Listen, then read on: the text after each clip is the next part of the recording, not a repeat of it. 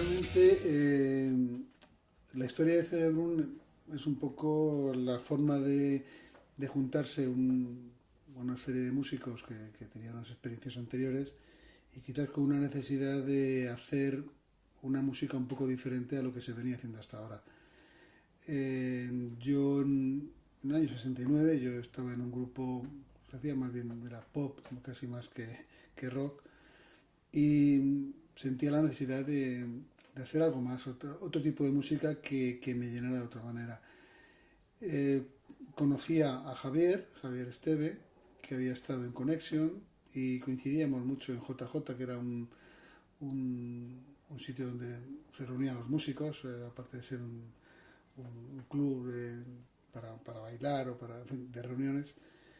Y coincidió en el tiempo esa necesidad mía con un final suyo en Connection, del que había formado parte, había sido el fundador, y hablando, pues pensamos la posibilidad de formar un grupo con una formación un poco distinta y con unas ideas un poco diferentes. Él estaba al habla con Chema, que había sido el bajista de Más, de un grupo que había desaparecido, y Javier tenía también contacto con Fernando Artalejo, que era un batería, bueno, que también en aquel momento estaba libre, y empezamos a fraguar la idea de formar este grupo. La idea inicial pues era un poco pensar en el rhythm and blues, en el rock, y enseguida, cuando empezamos a ensayar, pues aquello fue tomando un cuerpo y un sonido diferente, y fueron enseguida surgiendo ideas distintas, un planteamiento para nosotros bastante nuevo, y creo que era bastante nuevo también en, en la música que se hacía en aquel momento en España. Yo tenía un amigo con el que ya había tocado alguna vez, que se llamaba Fernando Artalejo, y no sé cómo, porque la verdad es que no me acuerdo, pues dimos con Chema, y Chema estaba o había estado hasta ese momento en un grupo que se llamaba Los Más. Entonces, pues buscando un nombre, pues Chema fue el que sugirió, coño, ¿y por qué no nos llamamos Los Más, que mola el nombre y tal, y no sé qué y tal, ¿no? Y entonces nos quedamos con el nombre de, pues que en realidad era del grupo de Chema, ¿no? Y en principio, pues también íbamos a contar con el que cantaba con él en el grupo de Los Más, y no sé por qué circunstancia, ya no me acuerdo muy bien, pues el hombre este, no sé si fue de Madrid o no sé qué jaleo total. Pues y entonces ahí empezó un poco a gestarse la historia de buscar a más gente, ¿no? Entonces, tampoco recuerdo los datos concretos, pero yo creo que a partir de ahí fue donde dimos con Luis, y incluso recuerdo haberlo ido a ver a ensayar a un sitio en donde estaba él en el barrio del Pilar y tal, aquí en Madrid, y más o menos así se formó el grupo. Luego, lamentablemente, cuando ya llevábamos un tiempo, Fernando tuvo que ir a hacer la mili, y entonces fue cuando apareció Pedro, que tampoco sé muy bien cómo dimos con él, pero bueno, fue cuando... y esa fue ya la formación.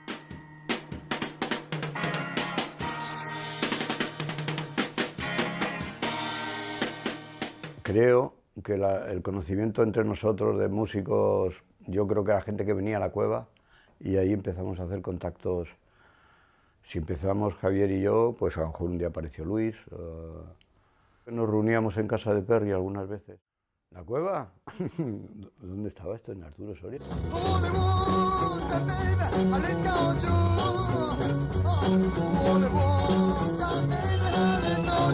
Y ahí era donde se empezaba a cocinar todo, en la cueva. Pues creo que tenía un bajo Hofner, por el rollo este de imitar al de los Beatles, y de amplificación. Es que creo que enchufábamos a un equipo de sonido. Pero yo creo que en el local de ensayo, ahí en la cueva, enchufábamos todos al equipo de Luis. Y hasta que empezamos a tener un poco de pelas y cada uno se fue comprando su equipo, ¿no? ¿Un ensayo? Bueno, se puede llamar ensayo. Se puede llamar ensayo. Yo creo que, y bueno, y en Cerebrum pasaba lo mismo. Alguien se ponía a tocar y te ibas enganchando allí y empezaba a sonar aquello hostia, esto por aquí va la cosa bien y tal. Javier y yo estamos a la guitarra, estamos haciendo memoria, tratando de recordar cómo nos conocimos, pero yo casi tengo muy presente que fue un día que fueron a mi casa, abrí la puerta y me dijeron que si vivía, hay un chico que tocaba el piano, digo, sí, pues soy yo, y yo creo que así ya me dijeron que estaba fundando un grupo, que el bajista era de los más, que iba a fundar otro grupo, y ya contactamos con Fernando, que también tenía batería, y así como nos empezamos a juntar, buscamos un sitio para ensayar. No sé quién conocía ¿cómo se llamaba? Manuel, se llamaba, sí, Manuel, que tenían sus abuelos o sus padres un chalet en la época de Arturo Soria, que había muchos chalets, ahora se han hecho casas, y era muy aficionado a la música y nos dejaron una cueva para ensayar. Y nunca mejor dicho cueva, porque para bajar se bajaba bien, pero cuando tenías que sacar el equipo, pues sudábamos un poco. Allí venía la gente a escucharnos, chicas. Empezamos a hacer cosas nuevas, de un modo libre. Yo creo que empezamos tocando cada uno por un lado hasta que juntábamos las ideas o se iban haciendo las situaciones. Fernando era muy buen batería, Vasco buen bajista. Bueno, generalmente todos en aquella época, al nivel que tocábamos en aquella, estamos hablando de hace 40 y tantos años, pues no estábamos mal, estaba bien. Y así como fue surgiendo, queríamos hacer nuevas cosas y de hecho creo que las hicimos, porque íbamos sitios a tocar. Me acuerdo que nos contrataron en JJ, cuando JJ tenía su buen momento ahí, que estaba en los bajos del Palacio de la Prensa en Callao. Y nos contrataron, no sé, para 20 días, pero el contrato duró una semana. Porque vino el dueño y nos dijo que sí, que a él le encantaba esa música, que es hora de que había que romper como un sonido, y a él le encantaba, pero que claro, que el aforo medio de la gente, o más del aforo medio, esa música no la llegaba a entender, no la llegaba a entender en aquel momento todavía. Había gente que sí, y claro, nos rescindió el contrato porque claro, era un negocio. Vi un anuncio entonces en Leturiaga de se necesita batería. Y bueno, pues yo cogí y dije, llamé a Luis, oye, quedamos en su casa, me acordaré toda la vida. Él estaba pintando un cuadro que era la balsa de la Medusa, no se me olvidará nunca jamás, y estaba escuchando Canehit. Y bueno, pues yo llegué allí, empezamos a hablar y, oye, pues que quiero que toques, que buscamos un batería, bueno, pues quedamos en este local. Este grupo se fue al garete de un modo o de otro, entonces yo hice otros grupos, no sé qué, no sé cuántos, y al poco tiempo pues me volví a llamar Luis. Oye, es que tenemos un grupo, que estamos haciendo un grupo de rock, pásate por aquí porque el batería Fernando se iba a la mili, Fernando Artalejo. Y bueno, pues me pasé y así conocí yo entonces ya estaban Luis, estaba Javier, Chema y Perry. Fernando, por lo visto, se pasaba por allí de vez en cuando. Yo de esto no recuerdo, esto me lo contó a mí Luis luego, de que Fernando se pasaba por allí, pero yo no tengo una imagen de Fernando, exceptuando una foto que hace poco me mandó Luis, algo por el estilo, que aparecía Fernando Artalejo, pero yo no lo tengo en la memoria, eso es ajeno a mí totalmente. Y así conocí, o sea, así fue mi primer contacto con ellos. Cuando tocábamos en cualquier sitio, o mínimamente en los ensayos, pues acudía muchísima gente. Era realmente curioso el ver la cantidad de gente que podía ir todos los días a los ensayos que hacíamos, primero en Arturo Soria y luego en los diferentes locales. No sé, era como, me imagino que sería un escape para esa gente, y para nosotros pues era fantástico porque podíamos tocar todo el tiempo y disfrutábamos realmente con eso. Enseguida empezamos a poder actuar en las salas que había en la zona de Madrid, pues no sé, lo mismo eran Móstoles que en cualquier punto de Madrid. Y bueno, realmente creo que la virtud que teníamos es que hacíamos una música que luego, bueno, se le pusieron un montón de etiquetas, underground o música progresiva, pero lo que sí que es cierto es que era una música de total improvisación. Nosotros no teníamos una previsión de nuestras actuaciones con un orden de canciones, sino que simplemente salíamos a tocar y íbamos enlazando diferentes temas, muchas veces eran covers de otros grupos, pero que bueno, los utilizábamos a nuestra manera y realmente pues cada día era completamente diferente. Por eso posiblemente la gente le gustaba tanto ir a los ensayos, es que estaban viendo permanentemente una actuación de un grupo que estaba improvisando permanentemente y que un día era diferente al siguiente y nunca le resultaba monótono. Entonces aquello pues tenía bastante interés. Y bueno, la historia era un grupo pues que estábamos intentando introducirnos en ese tipo de música, la música que luego se llamó progresiva, underground, no sé, en fin, rock, en fin, adjetivos que luego se fue inventando el personal, ¿no? Y estábamos buscando en esa búsqueda, porque hacíamos unos ensayos súper largos y de improvisación y chimpún y tal, pero en esa búsqueda pues íbamos montando repertorio ajeno que de una forma u otra versioneábamos, y a partir de ahí pues intentábamos elucubrar nosotros y buscar caminos nuevos. En ese asunto pues tocábamos en clubs de Madrid, alrededores y tal, y pues así fue más o menos funcionando de una forma, digamos, estándar el grupo, ¿no? Hasta que, bueno, pues grabamos a través de un amigo que teníamos que trabajaba en Radio Nacional, pues grabamos una maqueta. Esa maqueta pues la oyó no sé quién, estas cosas que... Y pues de ahí ya surgió todo el tema de grabar, ¿no? Y tuvimos la suerte, que no recuerdo exactamente cómo, pero tuvimos dos ofertas de dos compañías diferentes. Nos hizo una oferta Moviplay en aquella época y nos hizo una oferta Equipo, que fue con quien grabamos al final. Y la oferta de Moviplay era mucho mejor que la de Equipo, porque con aquella época pues que andábamos escasos de material y estas cosas para tocar, pues nos llegó a ofrecer una cifra de dinero para que pudiéramos comprar equipo, ¿no? Cosa que Equipo no, la compañía Equipo no hizo nunca, ¿no? Pero al final nos quedamos con Equipo porque nos convencieron, tenían muchas ganas de hacer cosas y estaban muy interesados en el proyecto, y al final pues nos creímos más a los de Equipo que a los de Moviplay, ¿no? Aunque no hubiera pasta, y al final pues firmamos con Equipo. Pues el rock, me gustaba mucho el rock, me gustaban mucho grupos como Allman Brothers, y luego nos metíamos ahí en casa de Raúl y Julio a escuchar música y empezamos a coger otras cosas como Soft Machine y cosas de estas más enrevesadas, ¿no? ¿Cómo se llama?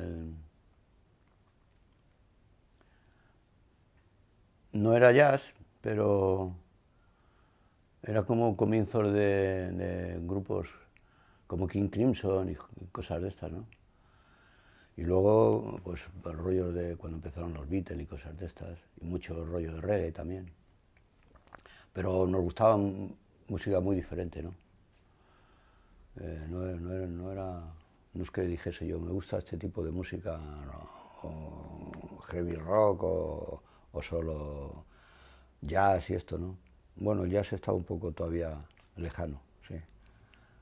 Y nosotros, dentro de nuestras limitaciones, porque aquí era difícil conseguir cualquier cosa, pues creo que lo hicimos dentro de lo que cabe bastante bien.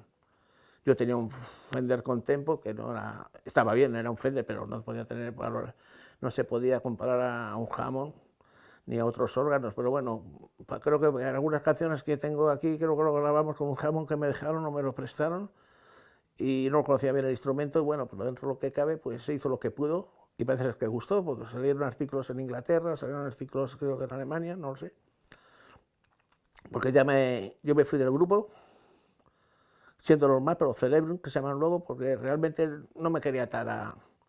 Ellos lo saben, me comprendieron, no me quería tratar un contrato porque eso te ataba, yo quería salir a Europa, quería irme al Festival de Gustos en el 69, era en el 69, no llegué, me quedé en Holanda, dije, bueno, pues me voy al de la isla de Guay, que fue, creo que fue antes, después, y tampoco llegué a Holanda y de Holanda no podía salir tampoco, había tan buena historia allí, que al final no llegué a ninguno. Al final llegué a Estados Unidos en el año 70, cuando había pasado gusto y había pasado todo. Yo no lo tengo claro, pero sí algo de que Chema y Javier, o Chema ya estaba tenía un grupo que se llamaba Más o algo por el estilo, total, que eso hicieron así. Entonces yo cuando llegué el grupo ya estaba hecho, ¿eh? O sea, yo quiero decirte que yo lo único que puse de mí es tocar la batería y... Nosotros en nuestra intención de avanzar más, porque pensábamos que el grupo tenía bastante que aportar y que tenía un sonido diferente, pues estuvimos intentando ir a compañías discográficas que tenían sus centrales en Madrid. Podía ser EMI o podía ser, no sé, no recuerdo ahora mismo cualquiera de las compañías. Y la verdad es que quizás en Madrid tuvimos un apoyo cero por parte de todas esas compañías.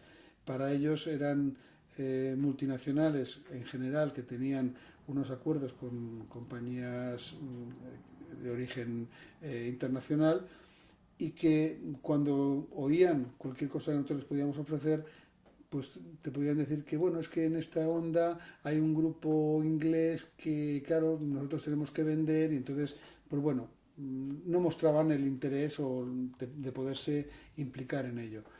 Por contra, en aquella época había otros grupos, pues en Andalucía o en Cataluña, que tenían una respuesta diferente por esas compañías. No había quizás esas grandes compañías, pero sí que había empresas independientes, personas que podían invertir, o hacían de manager, o hacían de productores de esos grupos, entonces aquello les daba una gran posibilidad. Quiero decir esto porque nosotros nos fue imposible el grabar en Madrid. Para grabar tuvimos que hacerlo en Barcelona. Una compañía que estaba pues iniciando su camino, que era Equipo, con el sello Dimensión, y que iba a dedicarlo pues un poco a la música progresiva.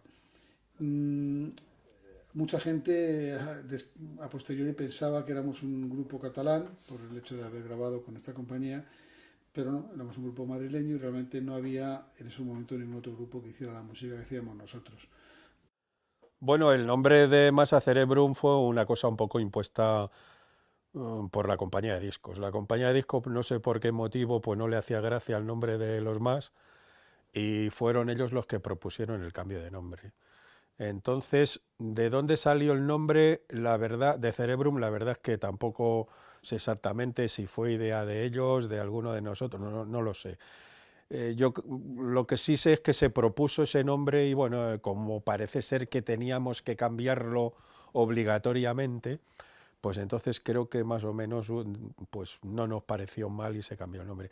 Pero fue un poco el planteamiento de la compañía de discos. No les parecía que lo de los más no les debía parecer bonito o comercial o no sé, en fin. Pues creo que nos confundían con grupos como los catalanes de Máquina y los sevillanos, creo, de Smash y esto. Además hemos llegado a coincidir, ¿no? En los conciertos aquellos de Barcelona, ¿no? Pienso que para la época en aquella hacíamos una cosa, no es que hiciésemos, es que la manera que lo tocábamos tenía una fuerza tremenda, ¿no? Pero a lo mejor en ese momento era una cosa muy normal para nosotros, ¿no? Y ahora, pasado el tiempo, yo por ejemplo veo que hacíamos cosas muy interesantes, ¿no? Musicalmente, a lo mejor muy sencillas, ¿no? Pero a nivel de directo y esto, muy potente. Y creo que llegaba a la gente por esto, ¿no? Pues un directo de Cerebrum era a lo mejor que Pedro y yo empezábamos a tocar un riff, ¿no? O un tiempo. Y se empezaba a enganchar gente. Aparte de los temas que teníamos ya hechos, ¿no? Pero bueno, supongo que de los discos que eran 4 canciones, 8 canciones, eso no era todo el directo luego era improvisar a la punta pala, ¿no? Y teníamos, yo no sé si es porque coincidíamos todos en sentimiento, que nos íbamos enganchando y desenganchando y encontrábamos finales, encontrábamos partes de en medio.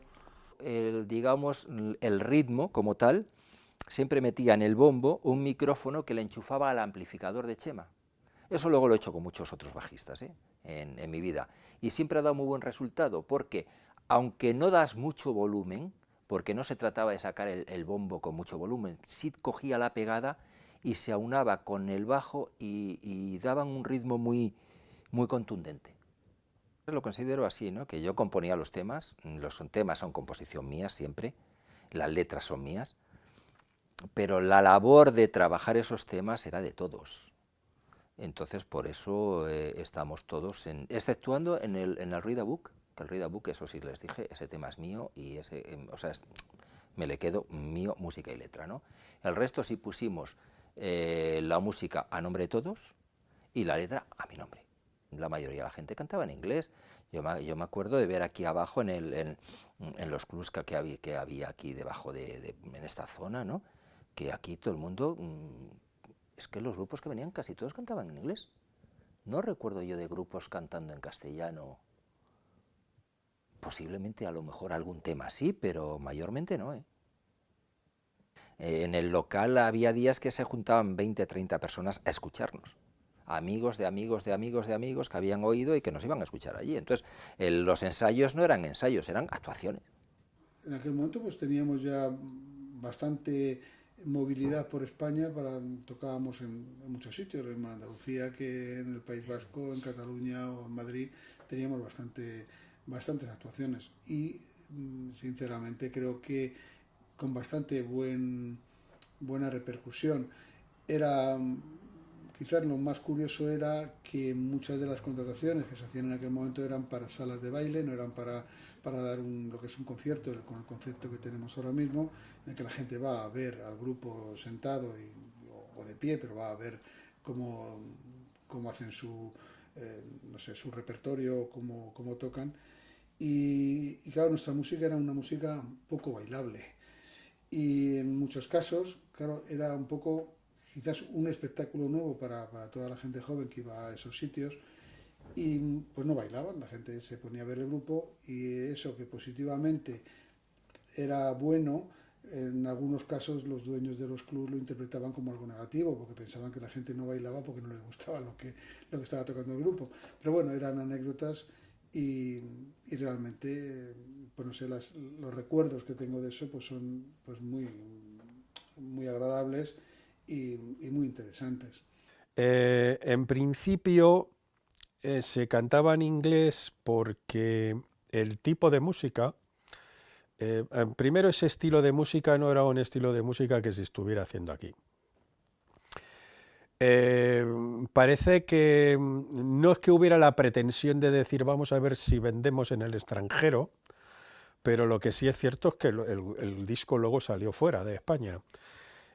Había un poco el planteamiento de que pues si se escuchaba la música fuera del país, pues sobre todo en aquella época difícilmente se iba a hacer en español, ¿no? Entonces había que hacerlo en inglés para tener un poco más de mercado. Pero luego también más que nada cara a puertas adentro aquí en el país, pues porque era un estilo de música que no se hacía aquí y que parecía que conllevaba un poco la estética anglosajona y tal, ¿no?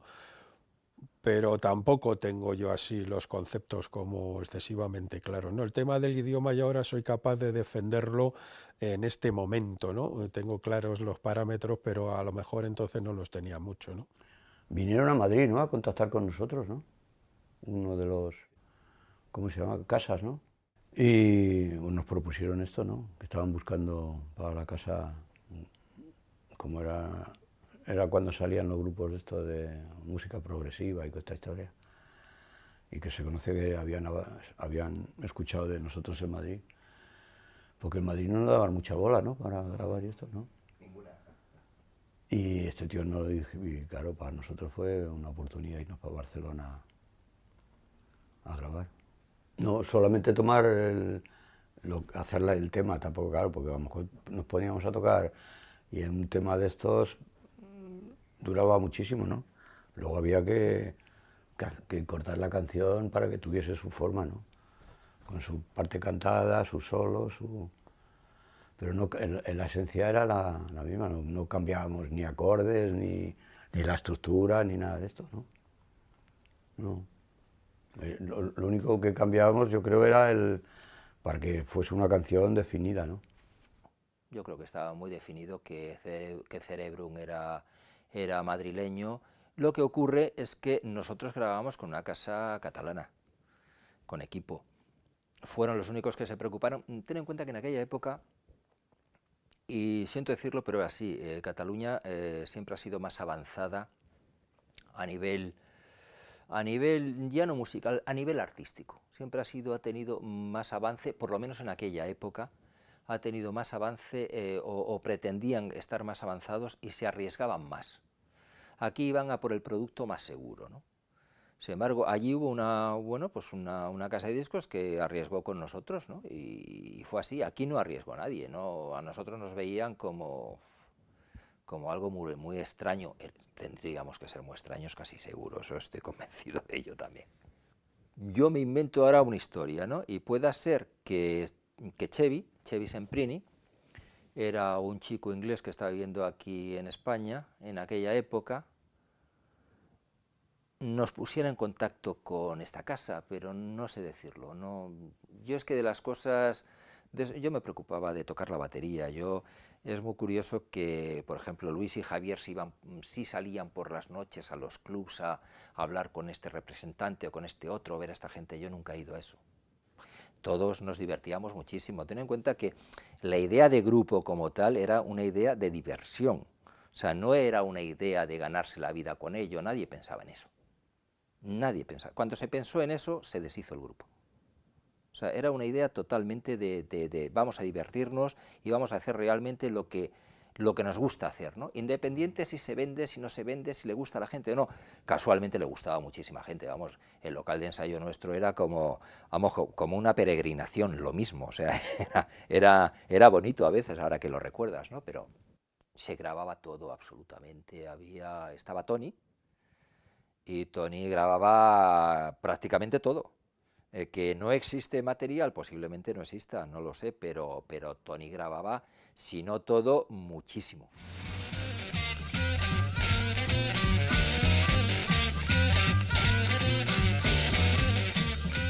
Escuchábamos mucha música, en aquella época había mucho tiempo para escuchar mucha música y además que nos traían música que nosotros considerábamos muy buena y que el tiempo ha dado la razón que eso era música muy buena.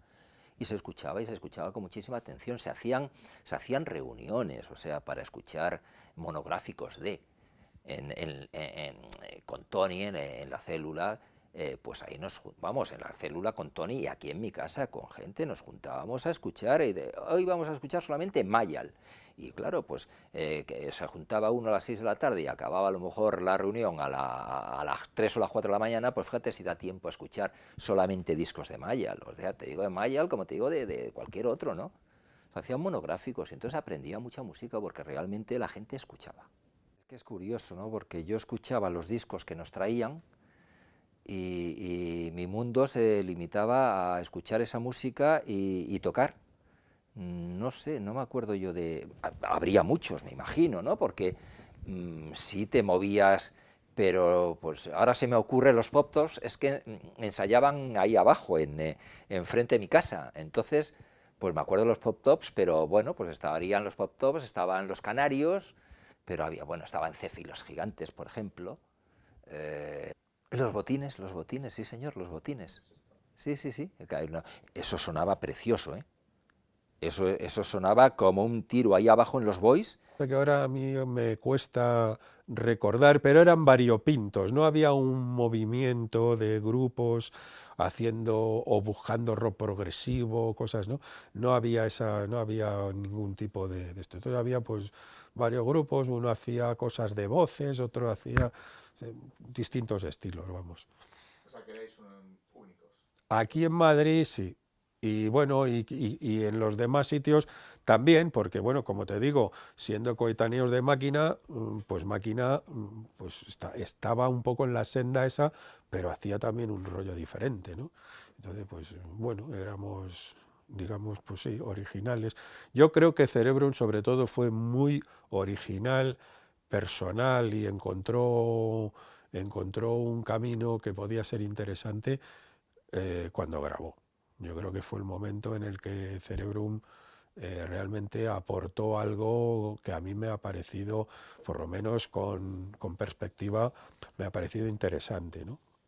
Yo creo que la labor de los más fue un poco, digamos, progresiva, ascendente hasta llegar ahí, Y después, pues yo creo que hubo un poco de desbarajuste y se perdió un poco el hilo de la historia, ¿no? Pero yo creo que en el momento, en esa época en la que se grabaron los discos y tal, Cerebrum estaba en un sitio interesante musicalmente. Yo personalmente siempre he oído de tener demasiadas influencias, ¿no? Eso también me ha costado a veces alguna polémica y tal, ¿no? Porque como vivimos en un país en donde cuanto más te pareces al músico famoso, mejor y más bueno eres, pues entonces es complicado ser un poco distinto, ¿no? Cuando eres distinto es que eres tonto o que no tocas tan bien como debieras, ¿no?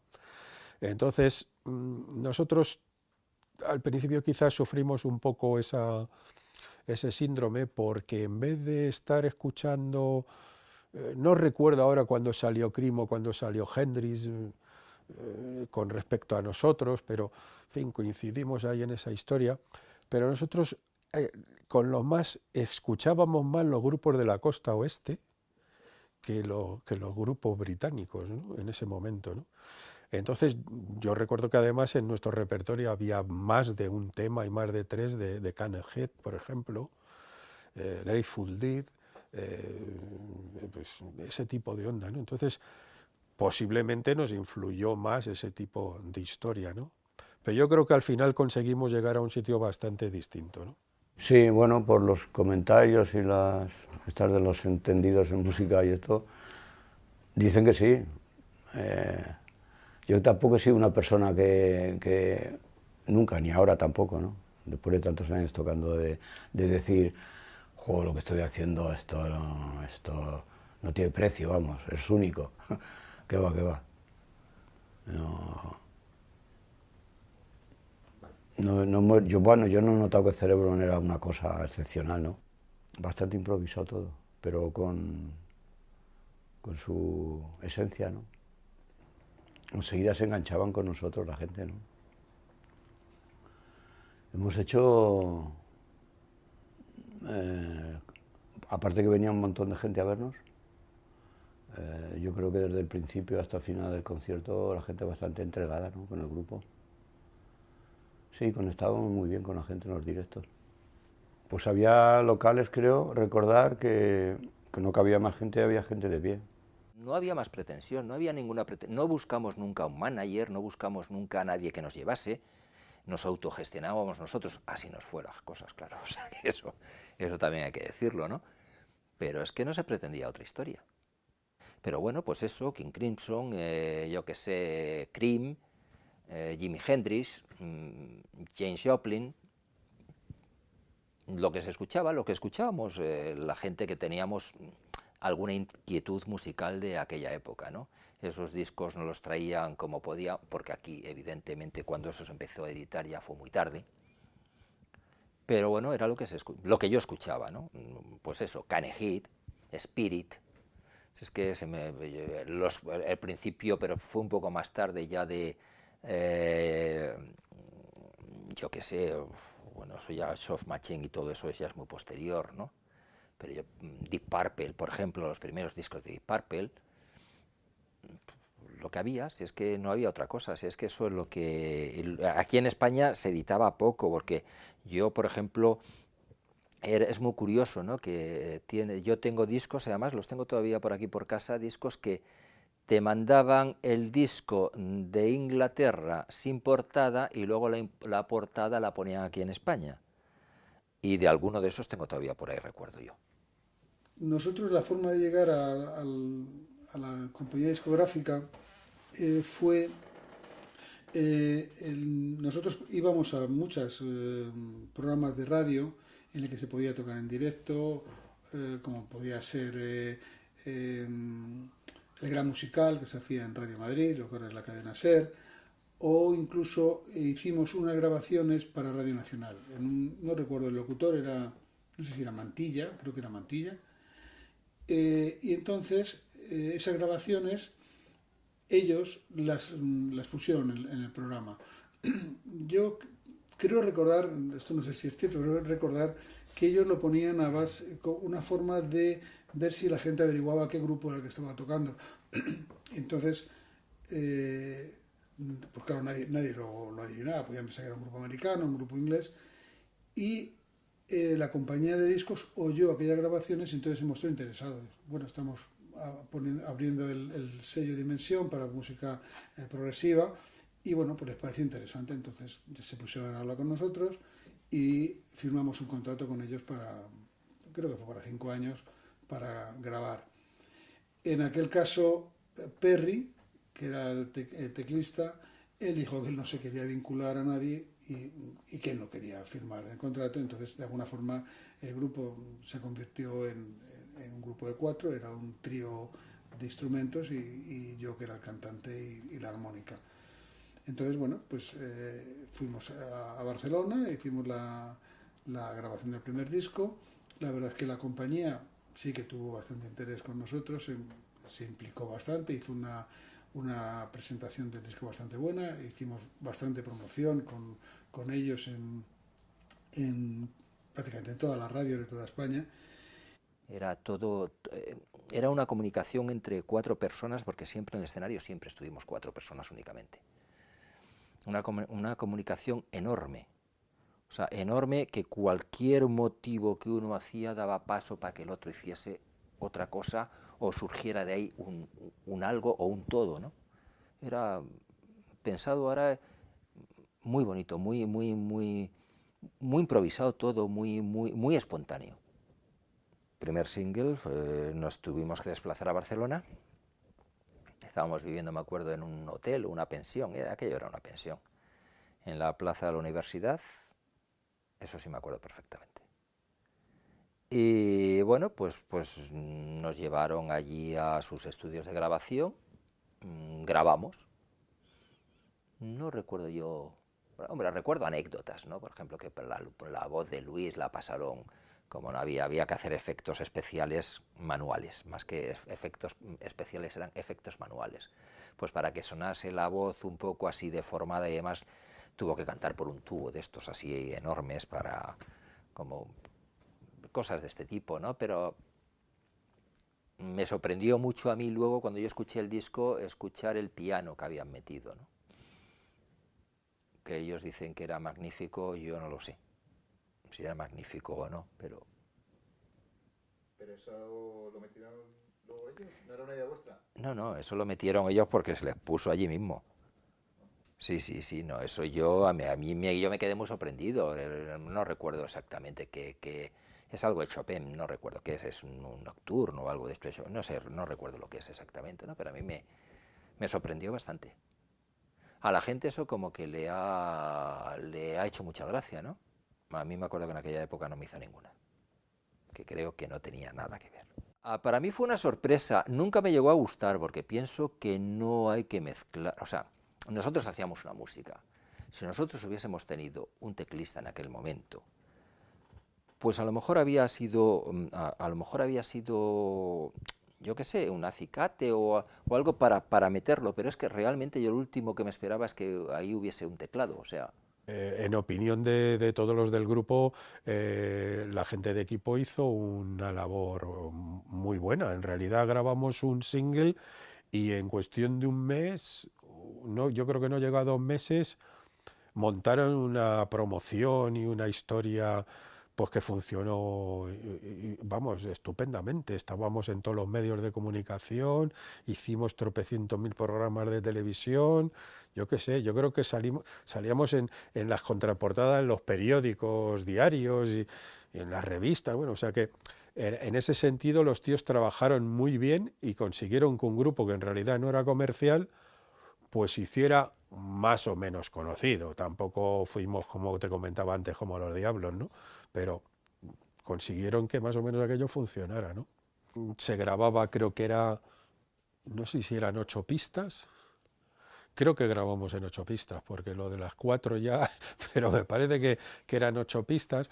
Y bueno, recuerdo detalles como pues que la voz creo que se acabó grabando en un cuarto de baño porque estaba todo alicatado para tener una reverb, aunque luego se utilizó otra reverb que había allí. Nosotros experimentamos un poco, siguiendo un poco con el rollo que ya traíamos entre manos, pues recuerdo que Luis se hizo una especie de cono así enorme de cartón con el que al otro extremo poníamos el micro para que cantara y había unas partes de una canción que las cantaba con él y luego sin él para ir cambiando.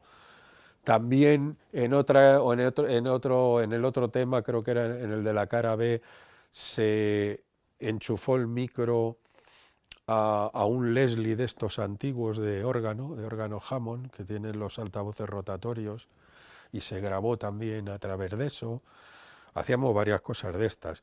Yo, por ejemplo, por los solos de guitarra, primero hice una toma y después hice otra toma, utilizando el mismo tono, pero trabajando en una octava distinta, en una octava más alta. Y entonces, pues, las notas eran distintas, pero digamos que se iban complementando un poco unas con otras, ¿no?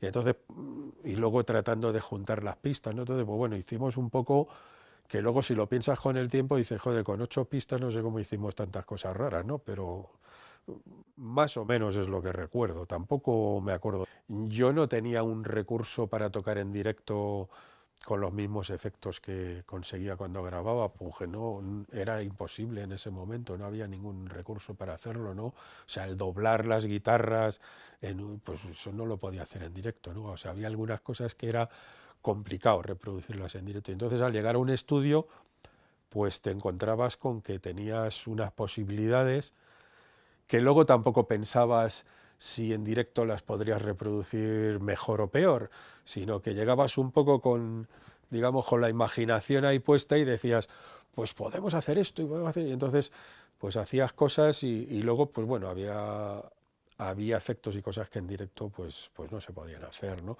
Pero también en directo añadíamos otras cosas. En directo nosotros llevábamos cintas magnetofónicas pregrabadas con efectos, sonidos y tal, que sí mezclábamos con la música, ¿no? De hecho, el pasaje ese que tú mencionas de Eagle Dead, que es un piano, eso se quedó grabado en una cinta y es una de las cosas que ya incorporamos en directo, ¿no? Porque lo de las proyecciones yo creo que unas veces se hizo y otras veces no se hizo.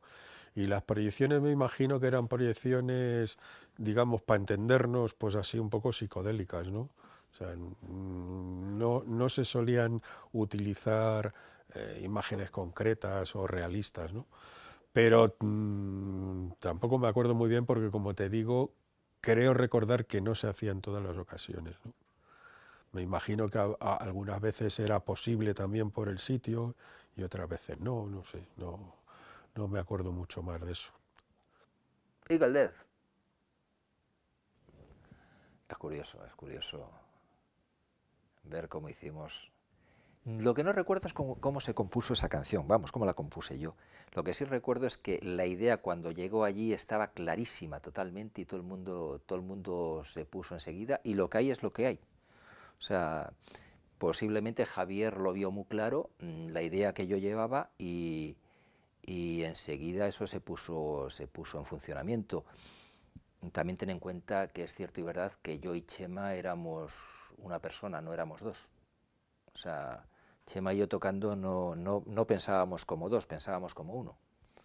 Entonces seguramente Javier aprovechó ese tirón y metió la guitarra esa, que es una locura de guitarra. A mí me encanta, a mí personalmente me encanta. Pero que estaba hecha, o sea, que tampoco las cosas funcionaban, no se repetía mil veces las cosas, simplemente se llevaba una estructura. Por eso antes yo decía, ¿no?, que aunque la composición sea mía, realmente lo importante era que una vez expuesto esto, sonaba ya. Read a Book es una...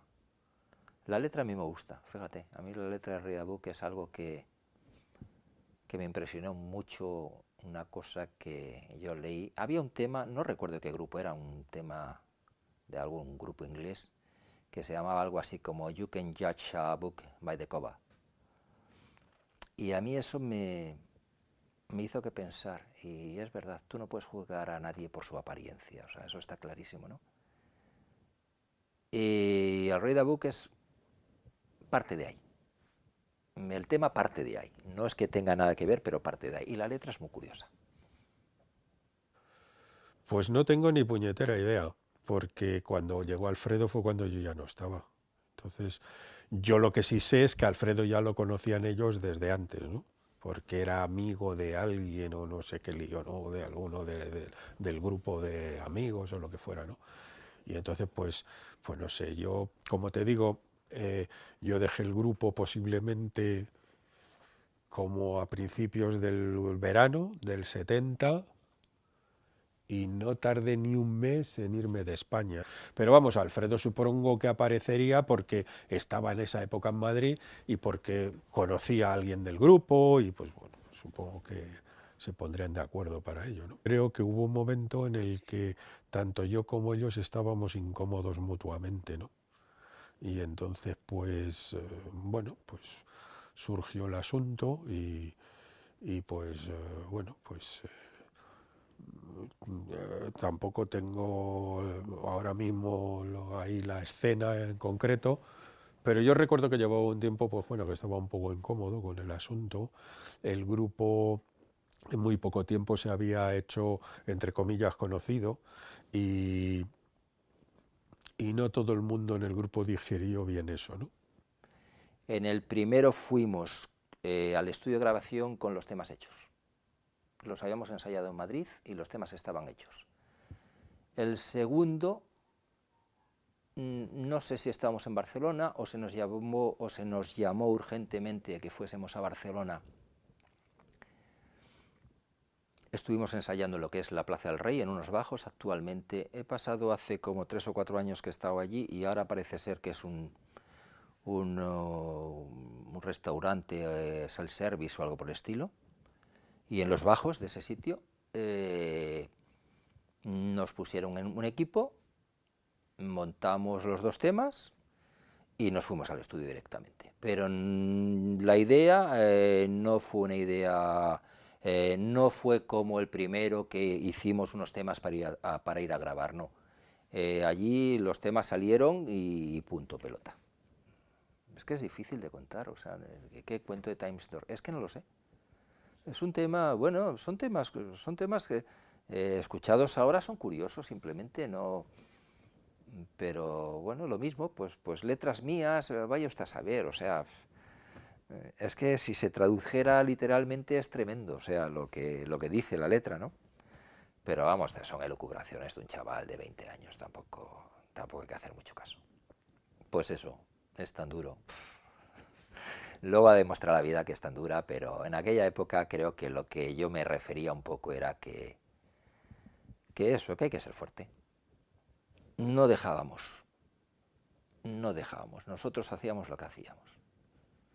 Lo único que se nos exigía era un tiempo determinado, porque en aquel momento seguramente habría dificultades en lo que es los tiempos de los temas, ¿no? A la hora de pasarlos del acetato al vinilo y esto, ¿no? Nos ponían alguna limitación en cuanto al tiempo del tema, que durase, ¿no? Pero nunca dejamos que hurgasen en nuestros temas eran nuestros. Y ahí no había concesión ninguna. Posiblemente por eso la única que se atrevió con nosotros fue Equipo.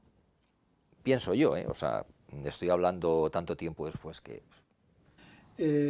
Nosotros cambiamos del local de ensayo, en el mismo Arturo Soria, pasamos a un edificio en el que ya se empezaban a montar locales de ensayo para grupos.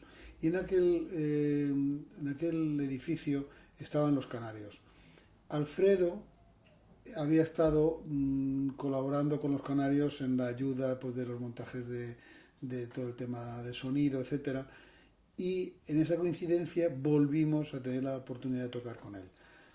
La verdad es que nos aportaba tantas ideas que pues pensamos en la posibilidad de que se incorporara al grupo. Y así fue, él empezó a tocar con nosotros y yo pienso que quizás por esa razón pues Javier pues, se encontró un poco desplazado y entonces pues decidió que él dejaba el grupo. Entonces hubo una sustitución de un guitarrista por otro, pero no porque nosotros lo hubiéramos sustituido, sino porque realmente yo creo que Javier se encontró de alguna forma, pues no sé, un poco apartado de la responsabilidad que él tenía. Visto las cosas con el paso del tiempo, quizás si hubiéramos sido capaces de haber continuado todos juntos, las cosas hubiesen sido de una forma diferente.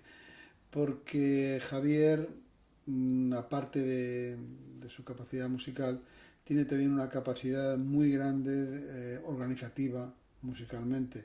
O sea, una persona muy organizada y que es capaz de, bueno, de alguna forma de encontrar caminos y de hablar con personas que podían haber dado quizás al grupo una especie de pozo que a lo mejor con su marcha pues ya no tuvimos.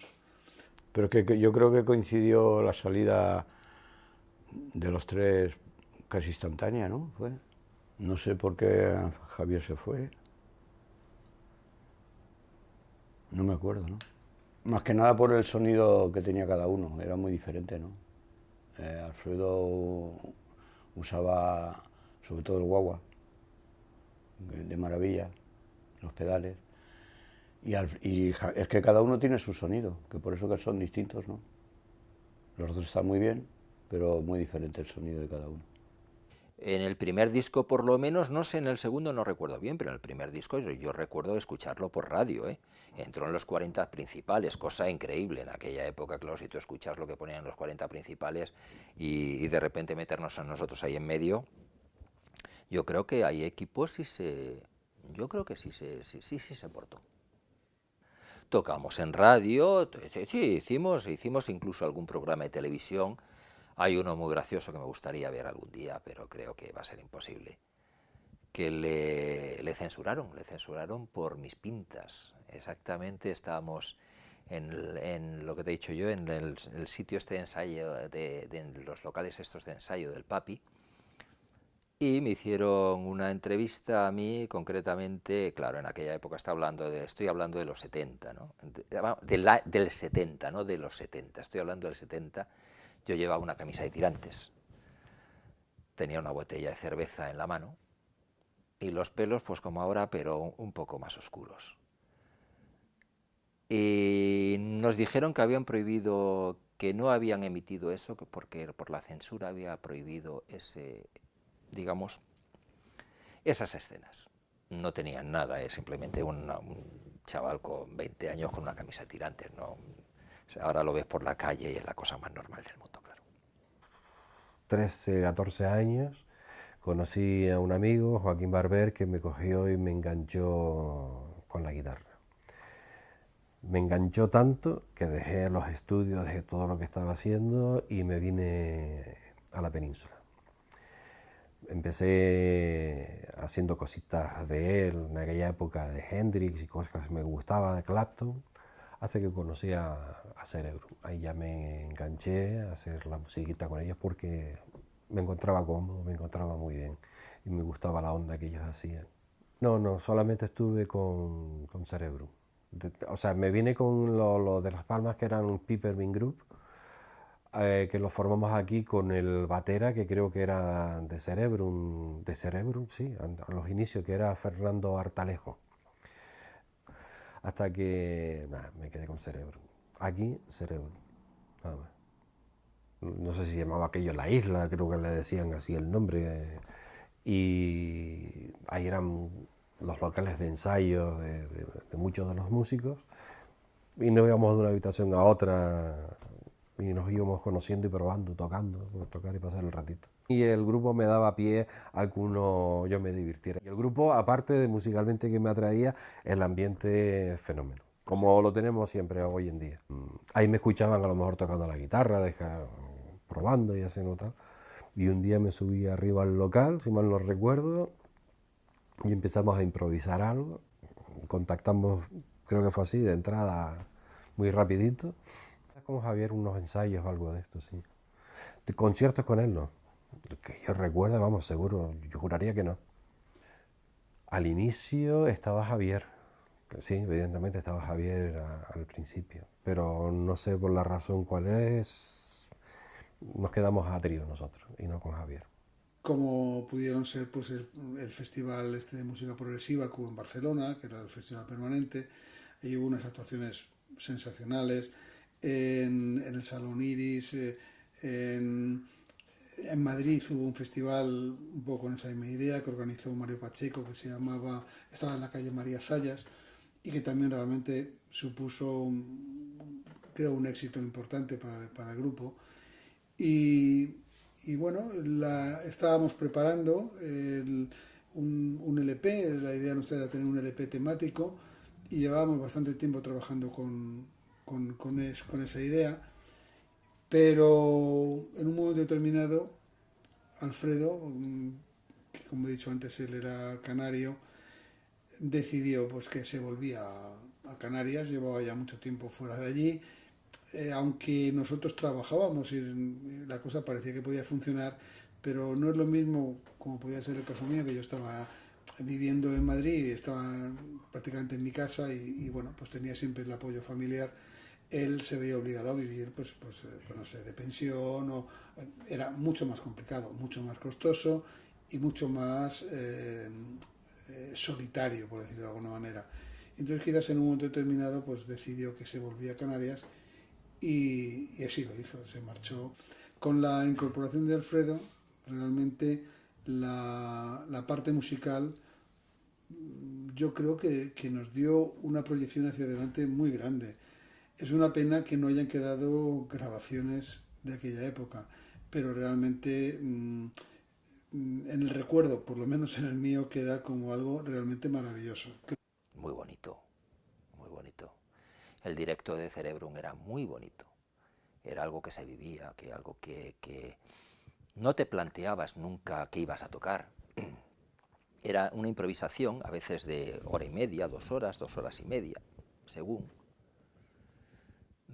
Iban surgiendo los temas, había espacio para todo el mundo, o sea, si uno quería hacer un solo no tenía por qué tener prisa en hacerlo o no hacerlo, surgía.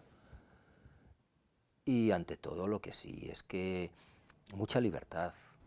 Cuando yo me fui tampoco depende cómo se quedaron ellos, ¿no? Si tuvieron alguna cosa contra mí, en plan, este tío se nos ha ido, cosas de estas, ¿no? Pero bueno, nunca me han dicho nada.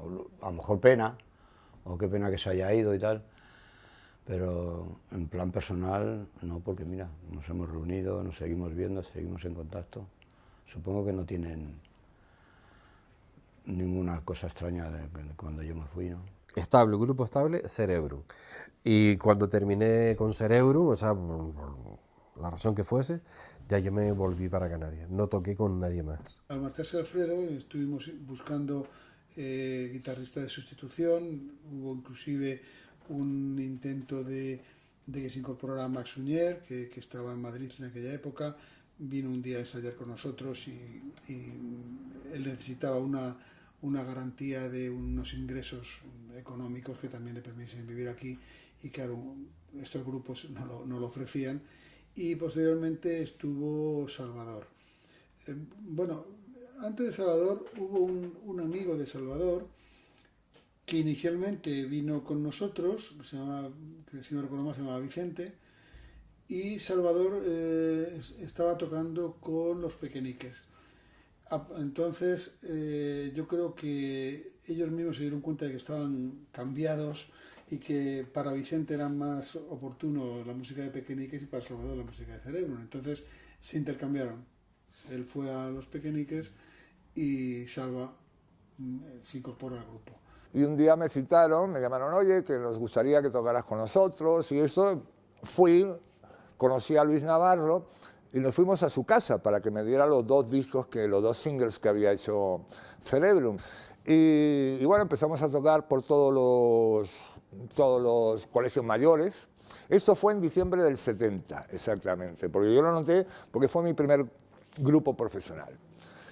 Y la calidad del grupo era extraordinaria. Yo ya los había visto tocar con Alfredo Santana, Pedro Moreno, Chema Pellico y Luis Navarro. Los había visto tocar en unas jornadas que organizó Mario Pacheco por el metro de Estrecho, una especie de galpón, nave que había a la que había que bajar, y fue uno de los primeros conciertos underground que se organizaron en Madrid, organizado por Mario Pacheco, y los carteles dibujados por Iván Zulueta. Y la guitarra de Alfredo era totalmente Hendrix, con guagua y tal, o sea, era estupendo.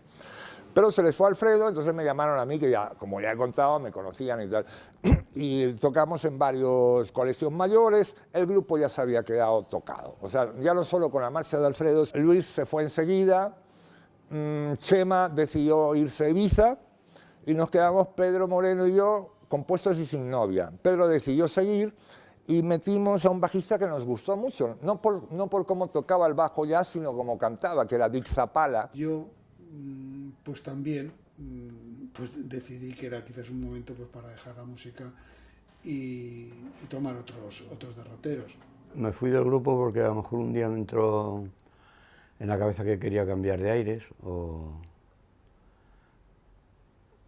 pienso que porque me apetecía ir a Ibiza y conocer cómo era aquello. A lo mejor tenía otros aires como así más de libertad, más de cosa hippie, de esta historia, ¿no? Y tampoco pensé mucho en las consecuencias o las reacciones que podía tener cuando me iba. Tomé esa decisión porque en esa época sentía eso, ¿no? Irme fuera de Madrid.